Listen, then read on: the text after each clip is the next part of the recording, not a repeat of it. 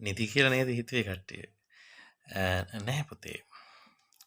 දැන් මේ ඇඳේ ඉන්න ගමන් මට හිතුණා මේ ඉංග්‍රීසි ක්‍රියාපද දෙක වෙනසක් කියලා දෙන්න.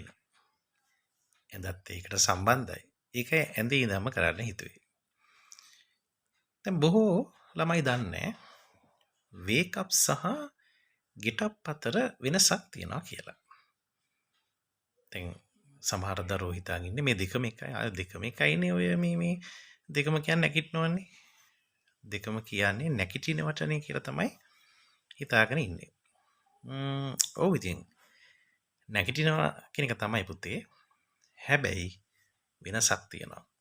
මේ නැගිටින ආකාර දෙකක් ගැනයි කතා කරන්නේ. දැන් මොකද මේ wake up කියලා කියන්නේ?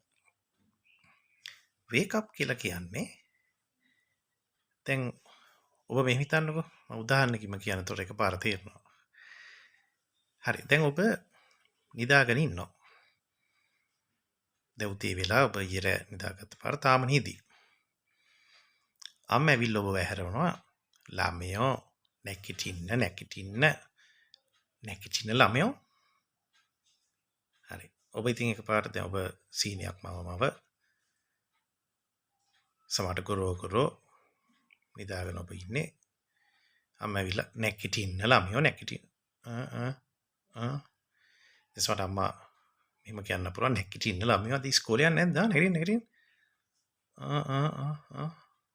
අන්න ඔබ අර නිින්දෙන් අවදි වෙලා පියවිසියට එනවා. අන්න ඒකට තමයි wake up කියලා කියන්නේ. wake up. ඒ කියන්නේ නිින්දෙන් අවදි වෙනවටයි ඒ කියන්නේ. දැන් අපි නිින්දෙන් අවදි වුණාම එකපාරට ඇඳින් බහැරෙනවද? එකපාරට කවුරුත් බහින්නේ නැහනේ. අපි නිින්දෙන් අවදි වෙලා එහෙට හැරෙනවා. කොට්ටයක් බදා ගන්නවා මෙහෙට හැරෙනවා. ඒ කියන්නේ ඇඳෙන් බැස්සේ නැහැ. තාම ඇඳීමයි ඉන්නේ. හැබැයි නිින්දෙන් අවදි වෙලා ඉන්නේ. නමුත් ඇඳෙන් බැස්සේ නැහැ. අම්මා දෙවෙනි වර කියනවා නැගිටින්න ළමයෝ නැගිටලා මේ තේක බොන්නකෝ. හරි.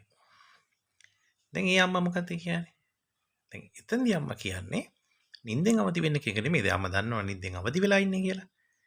දැන් අම්මා කියන්නේ ඇඳෙන් බැහැලා ඉන්න කියලා. අන්නේ ඇඳෙන් බැහැලා ඉන්න එකට තමයි get up කියලා කියන්නේ. හරි? දැන් උතන පැටලෙන සිංහලයේ අපි කතා කරන්නේ දෙකම එකම විදියටනේ.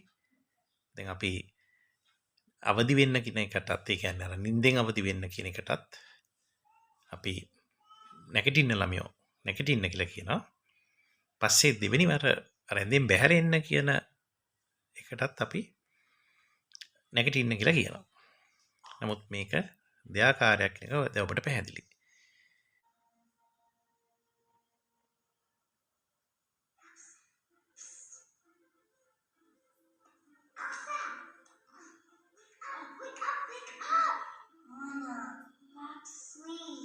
හරි දැන් ඔයගොල්ලෝ මෙතනදී දකින්න ඇති මේ නංගි ඇවිල්ලා අක්ක වැහැරවන විදිහ. right? wake up කියලා හැරවන්නේ නේද? ඔව් එතකොට මොකද ඇය නිදාගෙන ඉන්නේ. ඉතින් wake up කියලා හැරවනවා. ඉතින් ඔයගොල්ලෝ ගෙදර අයව මේ විදියට ඇඟට පැනලා හැරවන්න යන්න එපා. ඉතින් සාමාන්‍ය විදියට ඔයගලන්ට පුළුවන් ඔයගොල්ලෝ ගෙදර අයව හැරවන්න පුළුවන් wake up කියලා. ඒ වගේම අක්කා කියනවා නංගිට back to sleep කියලා. දැන් back to sleep කියලා කියන්නේ ආපහු නිින්දට යන්න කියන එක. එයා කියන්නේ මට හැරවන්න නැතුව ඔයත් ගිහිලා ආයි නිදා ගන්නනේ. මොකද අපි කැමති නැහැ ඉතින් නිදාගෙන උඩ හැරවන්න ඕන නේ. ඒක අක්කා කියනවා back to sleep. ආපහු නිින්දට යන්න ඔයා කියලා තමයි නංගිට කියන්නේ. මම හිතනවා ඉතින් wake up සහ get up අතර වෙනස පැහැදිලි ඔබට තේරෙන්නේ නැති කියලා. ඒතර wake up කියලා කියන්නේ නිින්දෙන් අවදි වෙනවටයි get up කියලා කියන්නේ ඇඳෙන් බැහැලා එනවටයි. හරි එහෙනම් අපේ GJ Spoken English channel එකත් එක්ක මම රැඳිලා ඉන්න. ඒ වගේම subscribe කරන්න. එතකොට ඔබට ඔයාගේ ඉංග්‍රීසි දැනුම වර්ධනය කරගන්න අවශ්‍ය කරන වීඩියෝස් ළඟටම ගෙන්න ගන්න පුළුවන්. එහෙනම් අපි අනිත් දවසෙත් හම්බ වෙමු.